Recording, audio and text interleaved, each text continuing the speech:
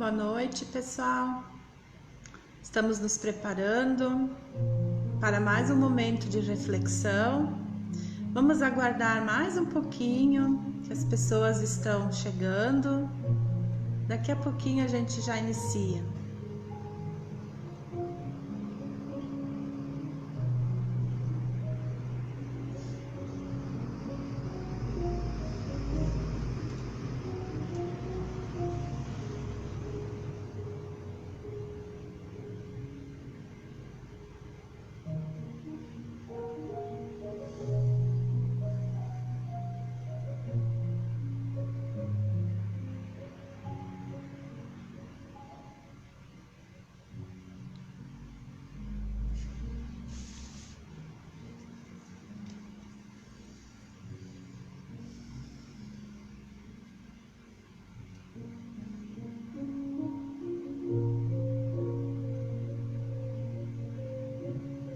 Boa noite a todos, estão chegando. Então vamos iniciar fazendo a nossa oração inicial. Vamos pedir ao Mestre Jesus, nosso amigo querido. Nós nos encontramos aqui reunidos para mais um momento de aprendizado e de fortalecimento. Nos ampare, Senhor, nos ilumine no esforço que estamos fazendo para a nossa renovação íntima, na busca da caridade desinteressada, na busca do conhecimento, podendo assim desenvolvermos o nosso lado moral tão necessitado. Que seja em nome de Deus, dos amigos espirituais que nos auxiliam neste momento. Vamos dar início ao nosso encontro, ao nosso momento de reflexão. Que assim seja. Então, meus queridos amigos, esta noite eu trouxe uma reflexão para nós e ela inicia com a mãe de Eduardo, chamada Thaís. Thaís está muito desesperada. O filho chega em casa e ela diz: Eduardo, como você tem coragem de voltar nesse estado para casa? Eu não acredito, meu filho, que você voltou a se drogar. Assim, Thaís recebe seu filho. Meu filho, você havia prometido para mim, havia jurado que não ia mais se encontrar com aqueles seus amigos do vício. Como você pode fazer isso comigo? E Eduardo estava completamente drogado e alcoolizado.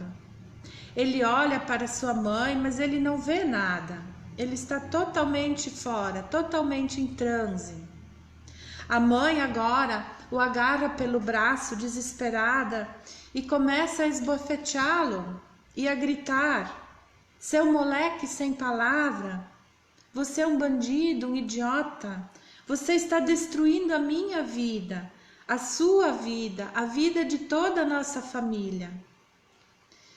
E ela continua: você vai se matar, meu filho, você vai destruir toda a nossa família, todos estão ficando doentes. E ele continua ali parado, sem nenhuma reação. Nesse momento chega o pai de Eduardo e ele diz: Thaís, minha querida, pare. Você não pode continuar assim, você vai morrer. Você não está vendo que ele não está nem te ouvindo, ele não está nem sentindo nada. O nosso filho é um doente. Fausto, o pai de Eduardo, tira a Thaís de cima dele e a abraça, dizendo baixinho no ouvido dela: meu amor, nós já fizemos tudo o que podíamos pelo nosso filho, já o internamos diversas vezes, já gastamos tudo o que tínhamos e o que não tínhamos, já mudamos 3 vezes de cidade. E o nosso único filho fez sua opção. Desde os 12 anos está nesta vida. ele prefere as drogas. Não temos mais o que fazer por ele. Thaís ouvia o marido muito abatida. Ela estava derrotada. Ela vai para a cama dormir, tentar dormir daquele jeito. Ela procurou orar, pedir a Deus um pouco mais de paciência e de compreensão com seu filho, já que ela achava que ela tinha perdido a tolerância. Certa manhã, como ela fazia todo dia, entrou no quarto do filho para acordá-lo e tentar fazer com que ele fosse ao colégio. Mas surpreendeu-se, ele não estava no quarto, não estava na cama. Então, ela chamou o marido: querido, venha, socorro, me ajude, nosso filho desapareceu, ele não está mais aqui, ele foi embora. Ajude-me. Já deu aquele pavor na mãe. E Fausto estava tomando café, foi até ela, abraçou, tentando consolá-la. Meu amor, minha querida, o futuro do nosso filho foge ao nosso controle. Já não sabemos mais o que fazer, mas nós vamos procurá-lo. Sim, nós iremos encontrar Eduardo. Então eles saem e buscam todos os lares dos amigos que eles conheciam, mas não encontraram ele. Então, como última opção, o que eles não gostariam de fazer, mas tiveram que ir procurar ele naquele local, que eles não gostavam nem de pronunciar o nome, a Cracolândia, em São Paulo, onde eles moravam, né? Encontraram lá muitas pessoas, a maioria era jovens, do sexo masculino, mas tinha também crianças, mulheres e até idosos. Aquelas pessoas pareciam zumbis, andando de um lado para o outro. Parecia um grupo de mortos-vivos, perambulando sem destino, sem nem saberem o que estavam fazendo. Os dois caminhavam e retiravam os panos, os cobertores que cobriam as pessoas deitadas no chão, procurando pelo filho. Cada vez que tiravam um cobertor, se assustavam com o que viam ali. E numa dessas encontraram Eduardo caído no chão, todo sujo, dentro de uma poça d'água.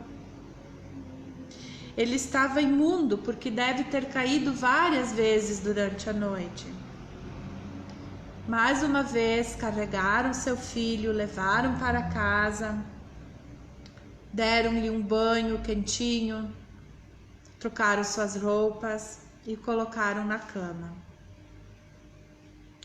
Mais uma vez os pais recolheram o filho tão querido que estava perdido nas drogas. E assim passam-se alguns meses que os pais passavam por essa agonia. Mas naquele dia eles estavam retornando do cemitério, cabisbaixos, muito tristes, uma tristeza infinita. Eduardo havia desencarnado, porque se drogou em excesso e morreu por overdose. Mais uma criatura era vencida pelo vício da droga e do álcool. Essa história de vida de Eduardo, existem muitas assim. Muitas se ouve histórias assim. E eu quero deixar esse exemplo de vida como uma reflexão e como um alerta para todos nós. As drogas, elas representam um dos maiores abismos que a criatura humana pode cair. E que a maioria das vezes leva junto mais pessoas, os amigos queridos, os familiares que amam essa pessoa, todos sofrem imensamente. Eduardo foi verdadeiramente vencido pelo vício destruidor em mais uma vida, porque isso se repete na existência dele nas últimas 3 existências. Então, com esta agora, foram 4 existências que ele perdeu para as drogas. As diversas encarnações anteriores também perdidas.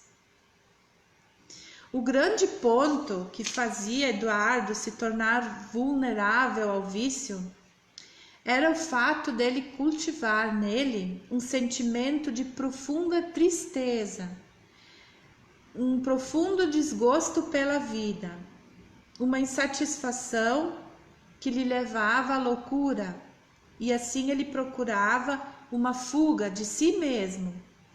E a única alternativa que ele encontrava era se envolver nas drogas. Na última encarnação que ele viveu, na anterior, antes de ele mergulhar nas drogas, ele se chamava Thales. E ele era um grande empresário, no entanto corrupto, mas sempre defendia os seus próprios atos. Afinal, ele dizia que fazia muita gente ganhar dinheiro também. Mas, acostumado a estar nas grandes rodas, nas grandes festas, badalações, ele se envolve com muitas facilidades que a vida traz.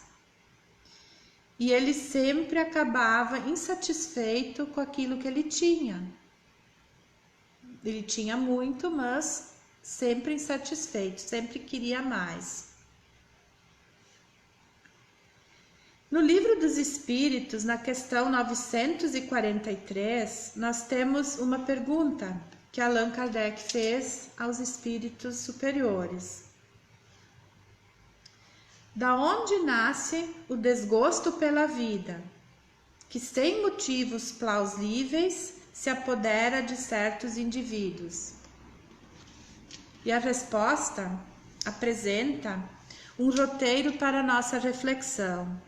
Eles dizem assim: efeito da ociosidade, da falta de fé e da falta de saciedade. Vamos entender esses 3 itens. Eles diziam efeito da ociosidade. Onde falamos de ociosidade, quer dizer material e moral, que tira a possibilidade de uma vida saudável. A ociosidade quer dizer uma vida inativa, uma vida com falta de disposição, com falta do que fazer, com preguiça, com moleza. Isso quer dizer ociosidade. E a falta de fé, onde o futuro é sempre sombrio para essas pessoas. E elas perdem a confiança em si e perdem a confiança em Deus. Elas realmente sobrevivem em vez de viver, por falta de fé. E a falta de saciedade quer dizer aqui nessa resposta quando o indivíduo não sabe se contentar com o que é necessário. Nada é suficiente para esses indivíduos e eles passam a contabilizar apenas os prejuízos que julgam ter. E eles nunca estão satisfeitos com aquilo que têm. Eles sempre querem mais, e mesmo assim não ficam satisfeitos. A vida nada tem de penosa aos que nutrem a certeza da paternidade divina a conduzir tudo. E os que perdem a confiança no amor de Deus, esses sim perdem tudo. Eu achei muito importante essa frase que aparece aqui. A vida nada tem de penosa aos que nutrem a certeza da paternidade divina, a existência de Deus e do amparo de Deus, a conduzir tudo.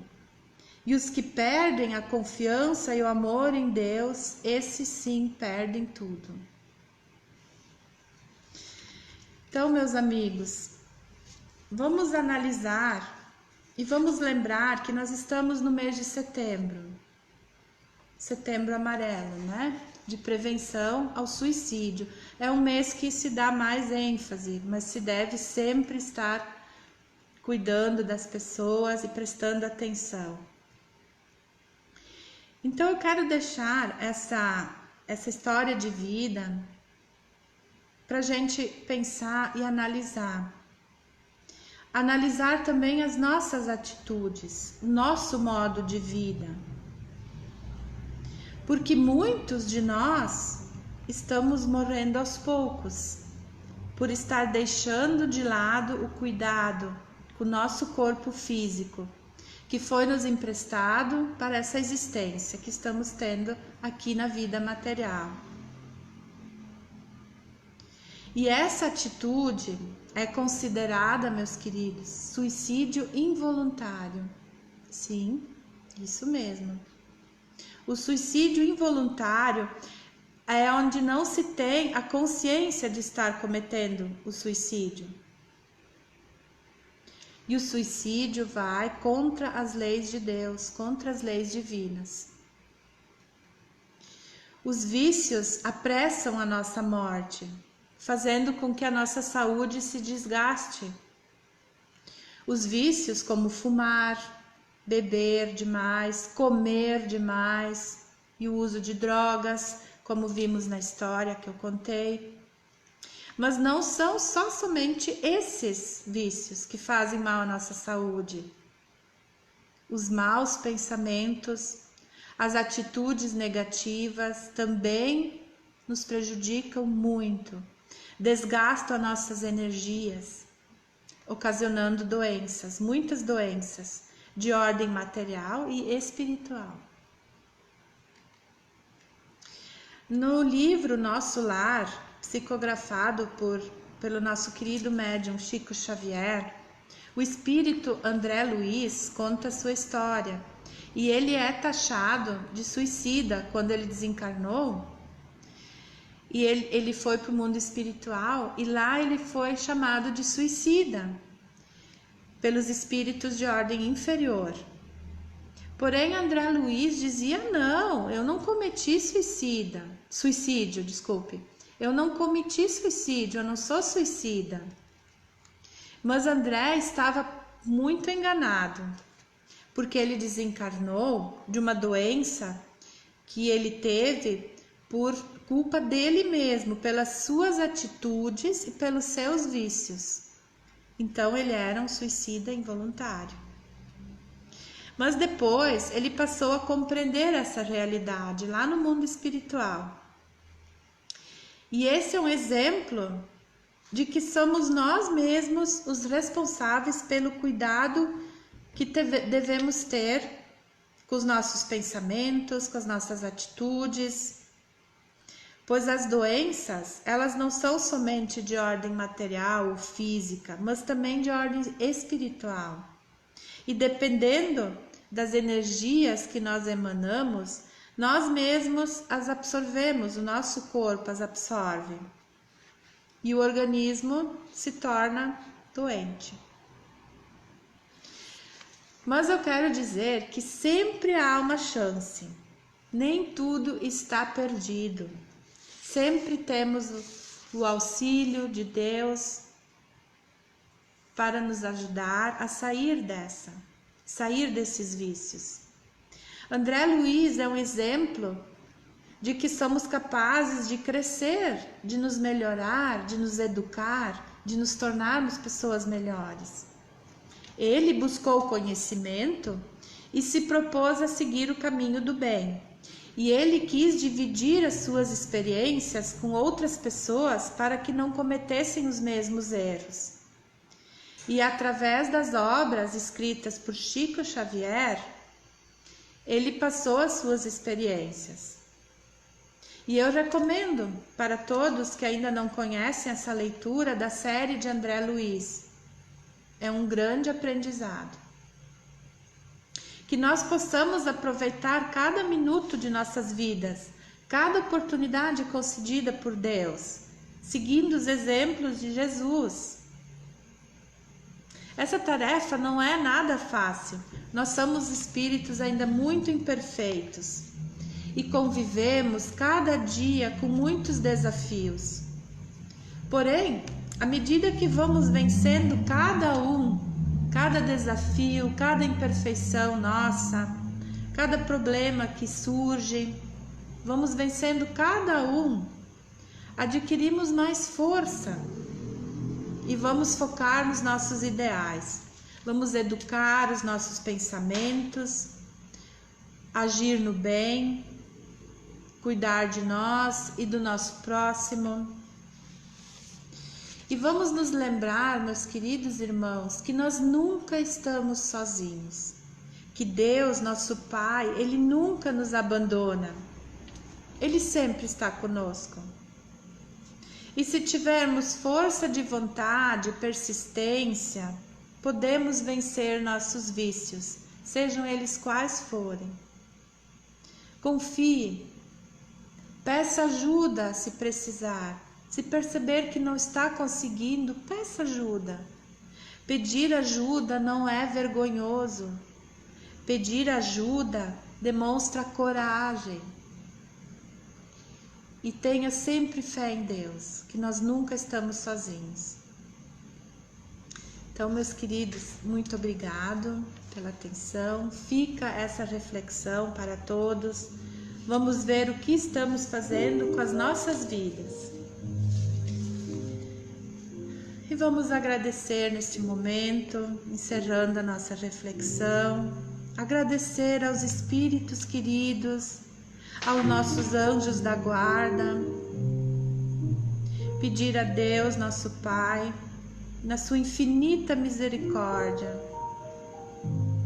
que nos ampare nas provas desta nossa vida terrena. Dai-nos, Senhor, a força, a coragem e a resignação de que tanto precisamos. Inspirai-nos, Senhor, no caminho do bem.